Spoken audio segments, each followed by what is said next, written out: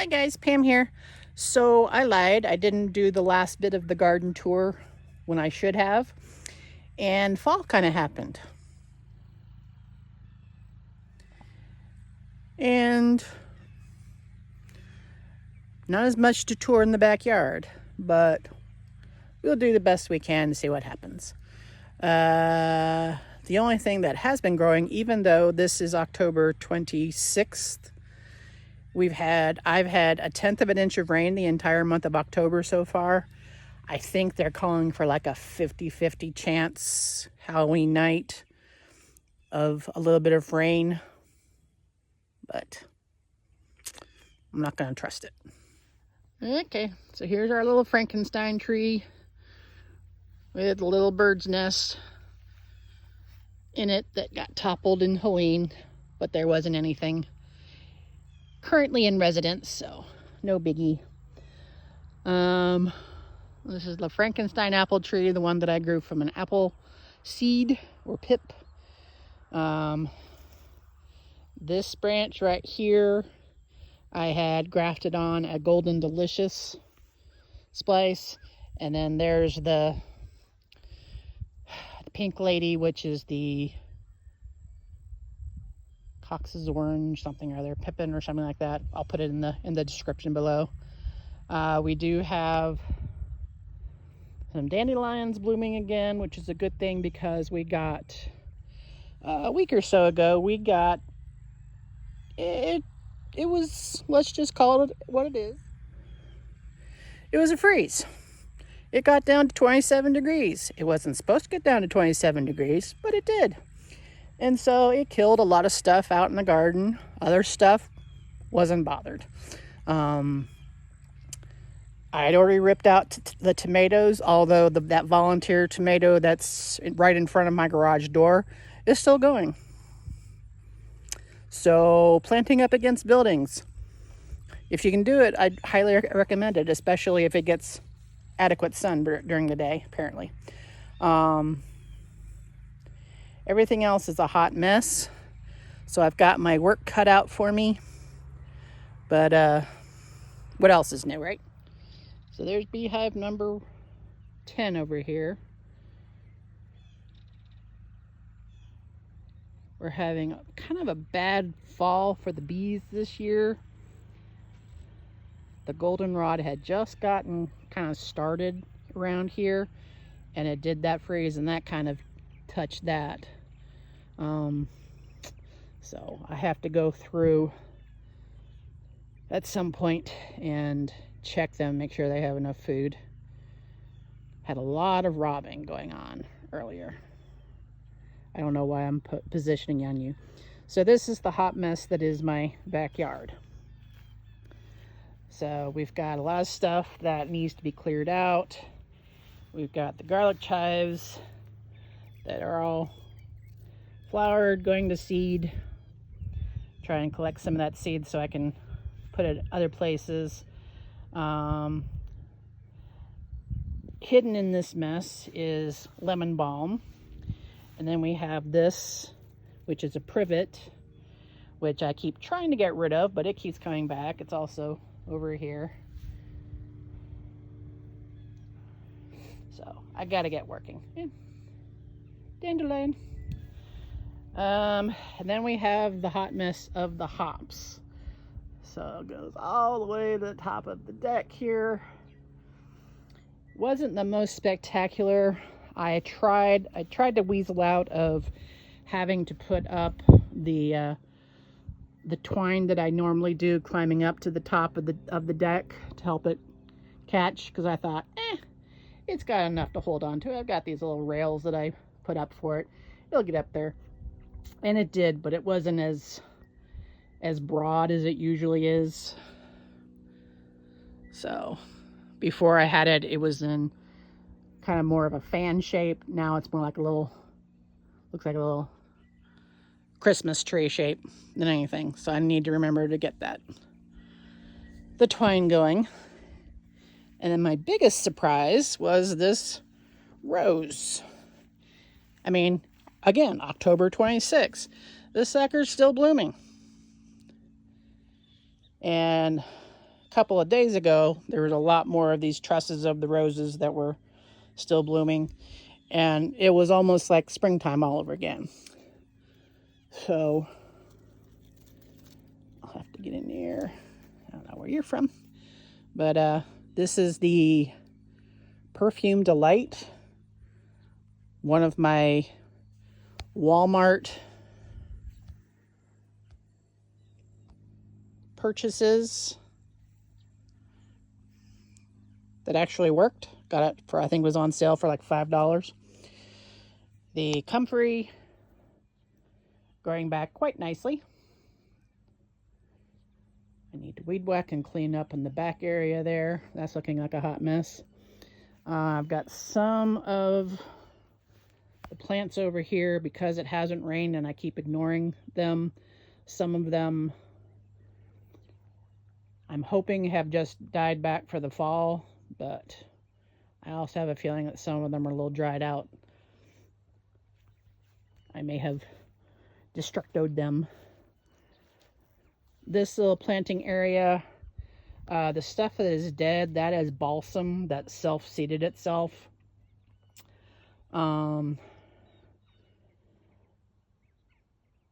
Word to the wise, I kind of sort of thought I could keep ahead of the balsam. Everybody, everywhere I turn, we're talking about, you know, balsam can be invasive and blah, blah, blah. I thought, I can keep on track and keep it weeded, you know, get all the seeds and stuff weeded back. No, it spreads everywhere. I mean, it's down here in the lawn. You know, luckily weed whacking, I can take care of that.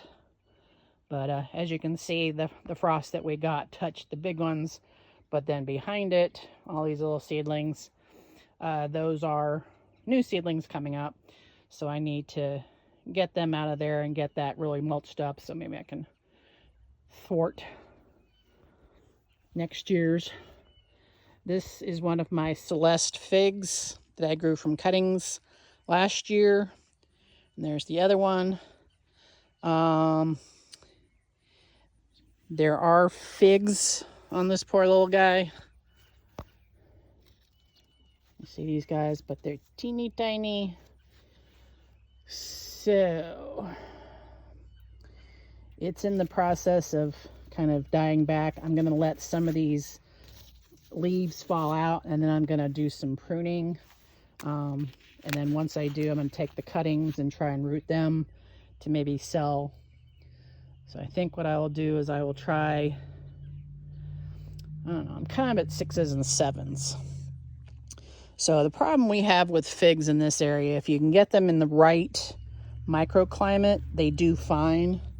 Like this little guy over here, that's one of those Chicago Hardies that I think I got at Lowe's or something when I first moved in here. You can see it totally has no leaves on it from the frost we had a week or so ago. I also need to get in there and weed that out, give it some mulch. I think what I'm going to try and do with this guy is, I don't know. I'm thinking this may just not be a very good place for figs. And it just kind of sort of depends on what kind of winter we're going to have. If we have a relatively mild winter, it comes back first thing in the spring, and it sprouts out from the existing wood from the previous year and just keeps on going, and I have a shot at getting fruit from this guy. But if we have a harsh winter like we've had for the last 2 winters, it dies back all the way to the ground and then slowly takes its time growing back. So I'm kind of at 6s and 7s. I might just take cuttings of this guy and then just totally cut it back, maybe mound up some compost and some mulch on top of it and see what happens for this year. So I think what's going on here is it's putting up all these little smaller little branches, and it's just kind of sort of crowding itself out, and it makes it harder to keep weeded and keep mulched. epic fail, at least for right now. So I think what I'm going to try and do is take some cuttings, and if this thing doesn't come back or doesn't do well, I'm just going to go ahead and, totally cut it back. And if it comes back, great. If it doesn't, oh well, and I'll have another one to plant somewhere else. This may just be too open of an area for figgies. So just for FYI, so this is maybe 2.5 feet tall right here, as opposed to these guys over here, which are 5, 6, 7 feet in height. But these guys were also touched by the frost we had. So I also need to get in here and put some soil, compost down there to help with that, because some of the soil got worn away from the roots. And then I've got some irises in here as well. I don't mind the irises. I just have to figure out what I'm going to do with them. And then get rid of this blasted balsam, because it's everywhere. Okay, so this is the baptisia. And it doesn't look, it's not what you'd call the best, most vibrant fall or even summer plant, although it's bigger and taller and was way bushier this year than it has been since I planted it. I think that was like 5 years ago. So it's finally reaching some size. Its true magnificence is in the spring when it does pull out the flowers. The flowers weren't that great this year, but the foliage was, for whatever reason.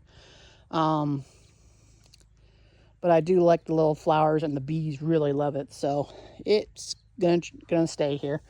I may also do a little research.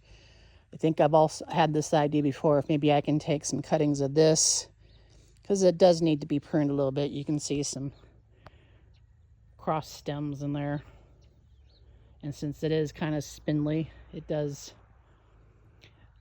may actually, I don't know, see how doing a really serious prune back, cut it all back to more manageable height, will do, because it is throwing shade on this area, which apparently the bigger fig seems to appreciate. I don't know, maybe it's helping the fig. We'll see. All right, so this is our Granny Smith apple tree. It's doing its thing. I've got some, when cold weather gets here, I need to get in here and take care of some of these root saplings and some of these shoots that are coming up in weird areas. But then I'll wait until January, February before I come in here and do the regular pruning. But yeah, this thing keeps plugging away. Still don't have any fruit on it. Well, I did have fruit on it, but I really have to up my spraying game this year. I have a feeling there's some codling moth or plum curculio or something like that going on that is infesting the fruit, and then they're dropping off early. All right, so this is the mystery apple tree that I grafted a few years ago. 2 years ago. Yeah, it's a 2-year-old. So I did a typical blonde moment. I went to this grafting class at my county extension office a couple of years ago, and I had 4 different varieties of scion wood that I did. Or was it 5? I think it was 5. And I was very careful to put on a little plastic tag, colored plastic tag, because I had two different rootstocks. One was more dwarf and one was more semi-dwarf, was a semi-dwarf. So I had written down what the different colors of the tags meant regarding rootstock. And I had taken pictures with my camera of the different varieties of cyanwood that I had grafted.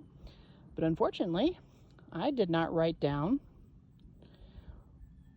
which tree, grafted tree, was which cyanwood. So I have no idea what this variety is. Yeah, I don't know. I have the varieties saved, so I have the pictures I took, safely saved somewhere, so that if I ever do get some fruit, I can kind of sort of have an idea. But other than that, yeah, it's going to be a mystery. And yeah,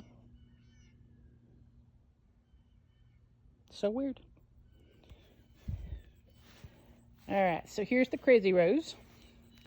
And it too is one of these. I mean, this thing was planted soon after I moved on to this property.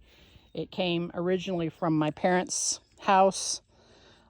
This was originally purchased as one of those miniature roses. And I think I got it for my mom for Mother's Day or something like that. And I planted it out in what was at the time my garden when I was living with my parents. That tells you how long ago it's been. And it went absolutely bonkers. At their house, it got to be like 6 feet tall and probably like 6 feet in diameter.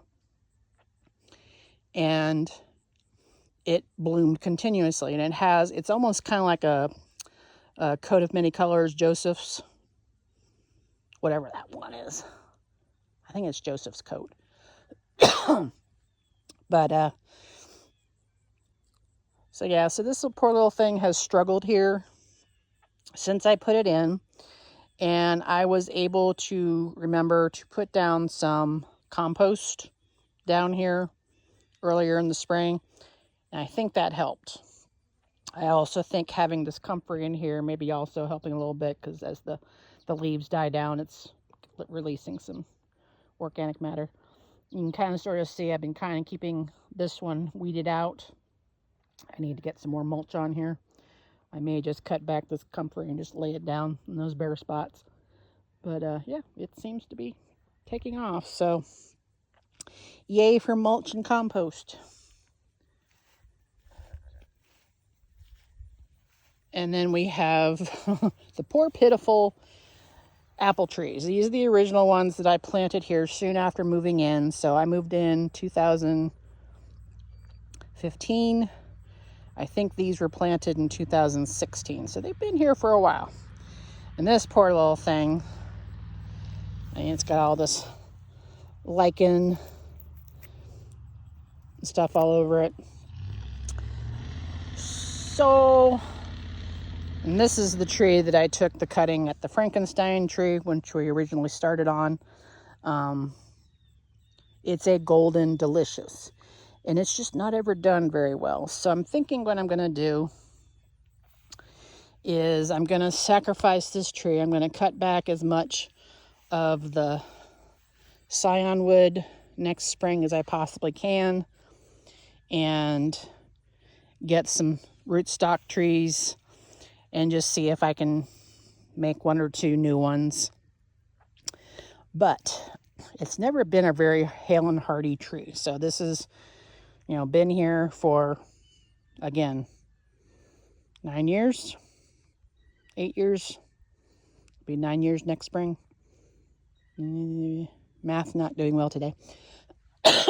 Obviously, this is not a good thing, but for my own honor, it didn't get this bad until like the last couple of months. I think every time my dad came through and was weed whacking, or, mowing around here, it would throw grass seed in there. You can see the little puff balls and stuff. So, yeah. So, yeah, take some cuttings from this next year, and then I may just go ahead and whack it down at ground level and call it a day. And same thing with this guy. This is this poor little tree. I believe this is an example of southwest disease, because that's the direction that this part of the tree is facing. So I'd say a good 50% of the tree, the bark going around the trunk, is gone. But the thing keeps growing. And I have in the past taken scion wood from this, but most of the scion wood is like stuff like this, so it's not that great. But I've got this one right here that I may have a shot at getting some and getting it grafted. So, and I don't even remember what kind of tree, what kind of apple this is. I want to say it's a Braeburn, but I don't know for sure. Because even though I kept the tags, usually I put it around the base of the tree. I think I've replaced the ring so many times it may have gotten lost. I'm pretty sure it's a Braeburn, but I'll have to go see if I can dig out the notes. And then I have to remove the little plastic ring that's around it, weed whack around here, get as much of the grass out of the ring, and then put some more compost down. And then again, do some spraying for next year. I mean, look at this thing. I had an idea of possibly maybe trying to do some air rooting, like maybe right here, and trying to get this to root in the spring. I was going to do that this year, but life happened and didn't get to it. So I may go ahead and try and do that next spring and see if I can get this little section right here at least to root out and get another tree out of it. Otherwise, same deal. I'll get some scion wood and see if I can get some grafting going. Oh, this hot mess. Hello, little bug. Get out of my face. Oh, mosquito, go away. Anyway, so these are my little planting areas that so got away from me this year. Got so many weeds, grasses, and things like that I'm going to go through and just bit at a time go through and get stuff cleared out, put down a layer of compost as I go along. Wow. And just kind of rein things in. I mean, this is a chicory that's as tall as I am. Must like it here, so I got to get rid of that, even though there's new ones coming in around the base. Got to get rid of that. Here is my surviving, well, I have 2 honeyberries. This one and the one that's out in the garden that I did the last video of, were side by side. I moved this one 2 years ago into this tub behind the house, and it seems to like it a lot better. I just have to remember to keep it watered. Unfortunately, we got this grass coming in here, so what I'm going to do is once it goes dormant for the winter, I'm going to dig the whole thing up, get rid of all the grass and the roots and stuff like that. Are you horking up a hairball? Cat sounds in the background. That's lovely. But, yeah, there's some surface ones here that are the...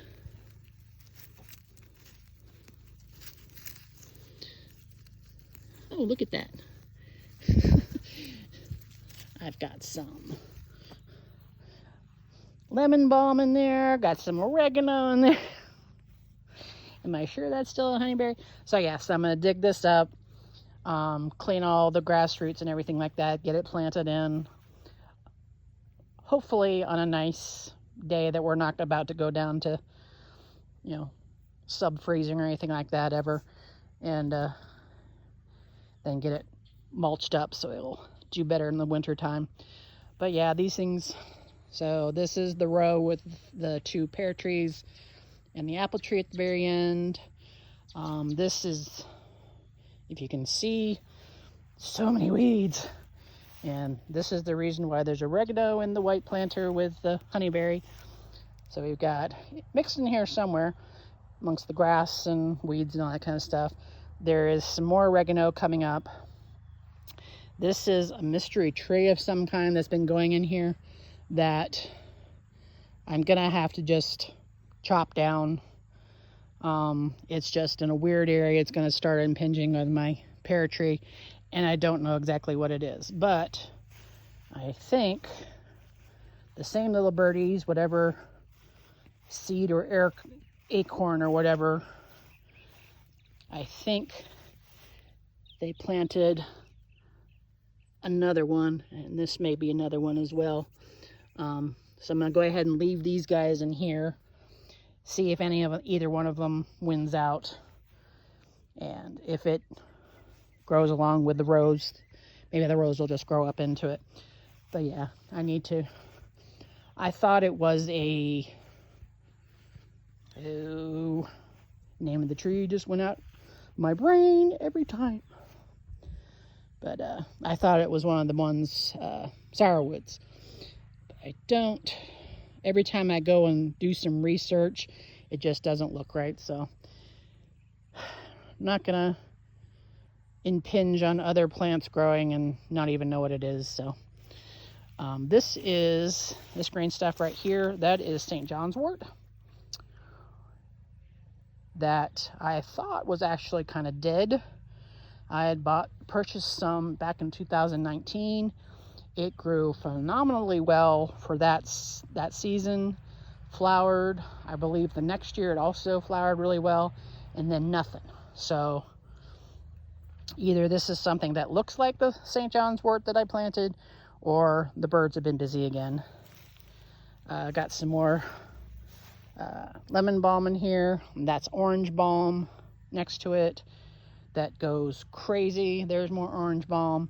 So I need to cut this back. There's grasses growing in the walkways that I need to try and dig up. But significantly fewer weeds in that area that I put down wood chips on than here in this walkway. So I don't know. I think I'm gonna go ahead and just leave this one as grass. Hello, Mr. J. Gonna leave this one as grass, this pathway, just because it's a little bit easier on my tootsies to walk on barefoot if I chose to. Here's my yellow knockout rose that just got through a whole flush of flowering. So I'm gonna let that go.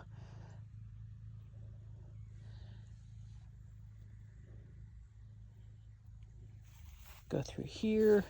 Here's all the echinacea that have been flowering. I'm gonna go ahead and leave these at least for a little while for the birds to feed on.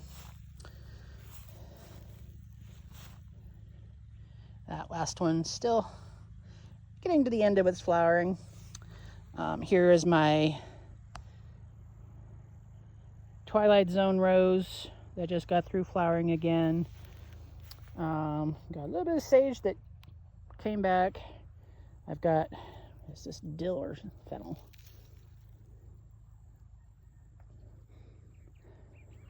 I think that's fennel. Yeah, bronze fennel, yeah. So I don't think I'm ever gonna have to grow dill or fennel from seed ever again, because they keep coming back on their own. We got these little guys over here.